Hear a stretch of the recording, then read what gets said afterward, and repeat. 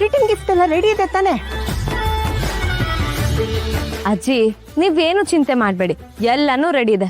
ನಿಮ್ darling arrangement ಅಂದ್ರೆ ಸುಮ್ನೆನಾ? ನೀವ್ ಹಾಯಾಗೆ ಕಾಲ್ ಮೇಲೆ ಕಾಲ್ ಹಾಕೊಂಡು ಮಹಾರಾಣಿ ತರ ಕೂತ್ಕೊಳ್ಳಿ. ಕೊಳ್ಳಿ, ಚಾನ್ಸ್ ಸಿಕ್ಕರೆ ಸಾಕು ಗಂಡನ ಅಟ್ಟೆಗೆ ಏರಿಸ್ಬಿಡ್ತೀಯ ಅಲ್ವಾ? ಏನ್ ಮಾಡೋದು, ನನ್ ಗಂಡ ಇರೋದೇ ಹಾಗಲ್ವಾ? ಹೊರಡಣ್ವಾ?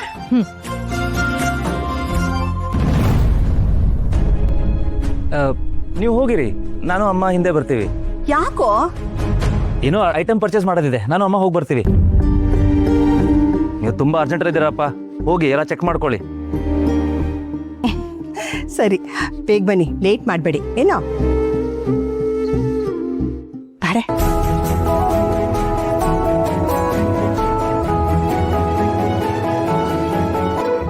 ಅಮ್ಮ, ಆರ್ ಯು ಆಲ್ ರೈಟ್? ಆರಾಮಾಗಿದ್ದೀರಾ ತಾನೇ? ಹೂ ಅಂತ ಹೇಳಿದ್ನಲ್ಲೋ, ನೀನ್ ಯಾಕೆ ಇಷ್ಟೊಂದು ಯೋಚನೆ ಮಾಡ್ತಿದ್ಯಾ? ಹಾಗಲ್ಲ, ಯಾಕೋ ನಂಗೆ ಇದೆಲ್ಲ ಸರಿ ಕಾಣ್ತಾ ಇಲ್ಲ. ಅಂಥದ್ರಲ್ಲಿ ನೀವು ಹೇಗೆಷ್ಟು ಆರಾಮಾಗಿದ್ದೀರಾ ಅಂತ ನಂಗೆ ಗೊತ್ತಾಗ್ತಾ ಇಲ್ಲ. ಈಗ ಈ ಚರ್ಚೆ ಎಲ್ಲ ಬೇಕಾ? ಮೊದ್ಲು ತಾತನ್ ಹುಟ್ಟಬ್ಬನ ಮುಗಿಸೋಣ, ಆಮೇಲೆ ಇದ್ರ ಬಗ್ಗೆ ಕೂತ್ ಮಾತಾಡೋಣ ಬಾ. ಈಗ ನಡಿಯೋ. ನಿಂತ್ಕೋ.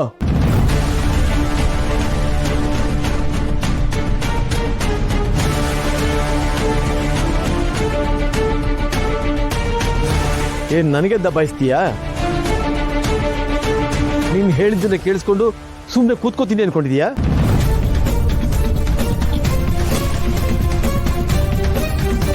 ನಿನ್ನ ಅಷ್ಟು ಸುಲಭಕ್ಕೆ ಬರ್ತ್ಡೇ ಫಂಕ್ಷನ್ ಹೋಗೋದಕ್ಕೆ ಬಿಟ್ಬಿಡ್ತೀನಿ ಅನ್ಕೊಂಡಿದೀಯಾ? ಎಲ್ಲ ಸೇರ್ಕೊಂಡು ನಿನಗೆ ಸಪೋರ್ಟ್ ಮಾಡ್ತಾ ಇದ್ದಾರೆ ಅಂತ ಹೆಚ್ಚು ಬೀಗಬೇಡ.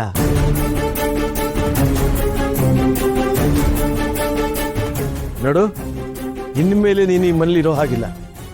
ನಡಿ.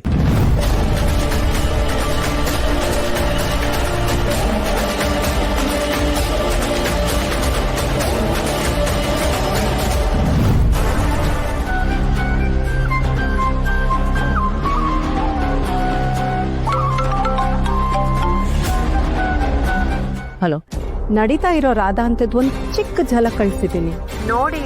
ಖುಷಿ ಆಯ್ತಾ? ಮಾತ್ ಕೊಟ್ಟ ಮೇಲೆ ಕೆಲ್ಸನ ಅದ್ಭುತವಾಗಿ ಮಾಡಿ ಮುಗಿಸೋದು ಈ ತಾರಾ ಸ್ಟೈಲ್.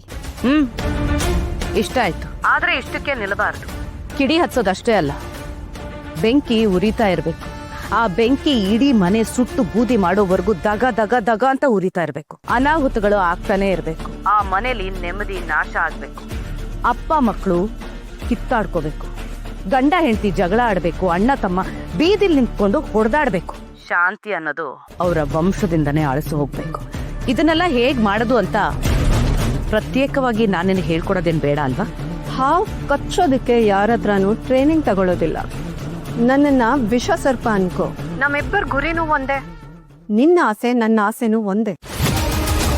ನಿನ್ ಬಾಯ್ ಬಿಟ್ಟು ಹೇಳ್ದೆ ಇದ್ರು ನಿನ್ ಮನ್ಸಲ್ಲಿರೋ ಕಹಿ ನನ್ಗೆ ಗೊತ್ತಾಗತ್ತೆ. ಮುಂದೆ ಈ ಮನೇಲಿ ನಡೆಯೋ ದೃಶ್ಯ ನಿನ್ ಕಲ್ಪನೆಗಿಂತ ಅದ್ಭುತವಾಗಿರುತ್ತೆ. ಆದ್ರೆ ಕರ್ಣನ್ ಮೇಲೆ ಸ್ವಲ್ಪ ಎಚ್ಚರಿಕೆಯಿಂದ ಇರಬೇಕಾಗುತ್ತೆ. ಇಷ್ಟು ವರ್ಷ ನಾನು ಅದನ್ನ ಚೆನ್ನಾಗೇ ಮಾಡಿದ್ದೀನಿ. ಅದಕ್ಕೆ ನಾನ್ ಕತ್ತಿ ಹಿಡಿದು ಯುದ್ಧ ಮಾಡದೇ ಇಲ್ಲ. ಹುಳಿ ಹಿಂಡಿ ಹಾಲು ಹೊಡೆಯೋದು ತುಂಬಾ ಸುಲಭ. ಯುದ್ಧಕ್ಕಿಂತ ರಿಸಲ್ಟ್ ಕೂಡ ಚೆನ್ನಾಗೇ ಇರುತ್ತೆ. ಸರಿ, ಅಗ್ನಿಕುಂಡ ತಯಾರು ಮಾಡ್ಕೊ.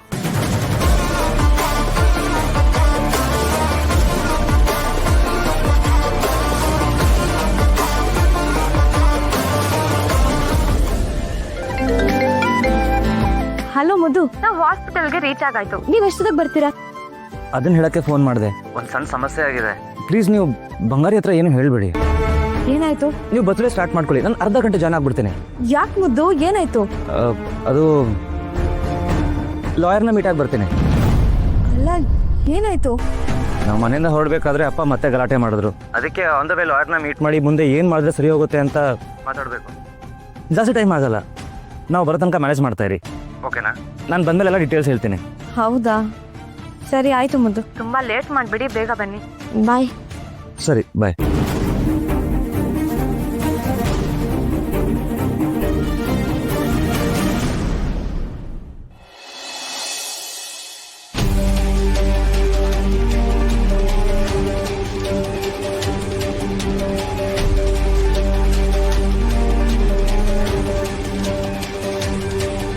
ಮೇಡಮ್, ನೀವೇನ್ ಟೆನ್ಷನ್ ತಗೊಳ್ಬೇಡಿ. ಇದು ಜಸ್ಟ್ ಲಾಯರ್ ನೋಟಿಸ್ ಅಷ್ಟೇ, ಕೋರ್ಟ್ ನೋಟಿಸ್ ಏನಲ್ಲ.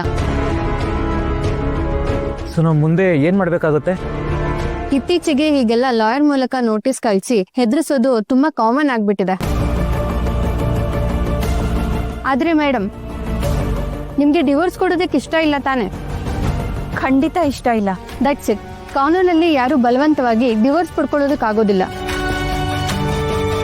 ಒಬ್ರಿಗೆ ಇಷ್ಟ ಇಲ್ಲ ಅಂದಮೇಲೆ ಇದು ಒನ್ ಸೈಡೆಡ್ ಆಗುತ್ತೆ. ಮೊದಲು ನಾವು ಕೋರ್ಟ್ ನೋಟಿಸ್ಗೆ ರಿಪ್ಲೈ ಮಾಡಬೇಕು.